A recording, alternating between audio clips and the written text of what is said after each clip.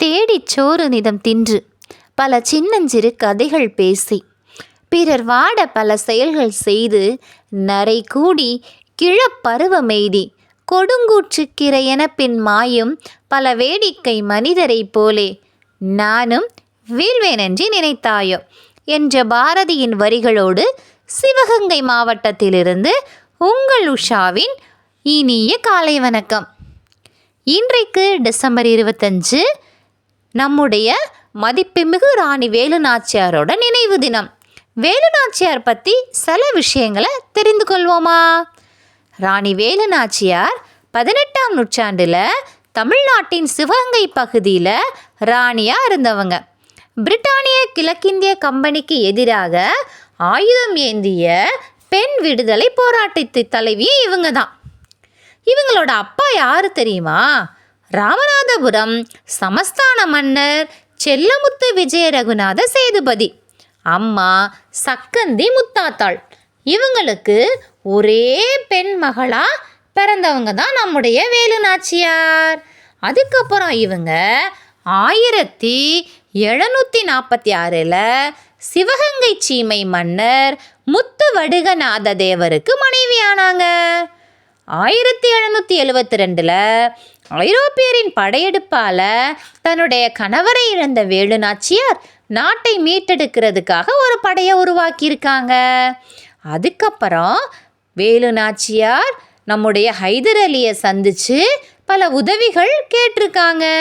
அங்கே உருது மொழியில் ஆங்கிலேயரை எப்படி எதிர்க்கிறதுங்கிறத பற்றி ரொம்ப தெளிவாக விளக்கியிருக்காங்க. இதை கண்ட ஹைதர் அலியும் தான் நிறைய உதவிகள் செய்கிறதாக வாக்களிச்சிருக்காங்க. அதே மாதிரி 1780 ஜூன் மாதம் ஒரு படை திண்டுக்கல்ல இருந்து சிவகங்கை நோக்கி கிளம்பிருச்சான். ஹைதர் அலி அவர்கள் 5000 குதிரை வீரர்களையும் 5000 போர் வீரர்களையும் பீரங்கி படை ஒன்றையும் வேலுநாச்சியாரோட சேர்த்து அனுப்பிச்சி வச்சிருக்காங்க. நம்முடைய மருது சகோதரர்களும் வேலுநாச்சியாருக்கு ரொம்ப பக்கபலமாக இருந்திருக்காங்க.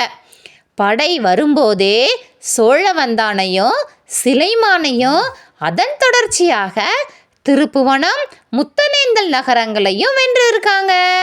கடைசி யுத்தமாக மானாமதுர நகரத்தில் போர் பயிற்சி பெறாத மக்களோட துணை கொண்டு அந்நிய பரங்கியர்களையும் நம்முடைய வேலுநாச்சியார் வெற்றி கொண்டிருக்காங்க. அதன் பிறகு வேலுநாச்சியார் சிவகங்கை சீமையின் முதல் ராணியாக முடிசூட்டப்பட்டிருக்காங்க. வேலுநாச்சியார் மணிமண்டபம் இன்னைக்கும் சிவகங்கை மாவட்டத்தில் சிவகங்கைக்கு அருகில் இருக்கிற சூரக்குளம் கிராமத்தில் அமைஞ்சிருக்குது. அதுக்கப்புறம் பார்த்தீங்கன்னா வேலுநாச்சியார் பயன்படுத்திய ஈட்டி வாள் போன்ற பல பொருட்கள் நம்முடைய சிவகங்கை மாவட்டத்தில் இருக்க அருங்காட்சியகத்தில் வைத்து பாதுகாக்கப்படுகின்றன.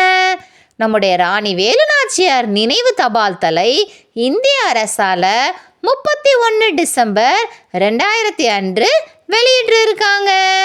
என்ன குழந்தைங்களா, இன்னைக்கு ராணி வேலுநாச்சியார் பற்றி தெரிஞ்சுக்கிட்டீங்களா?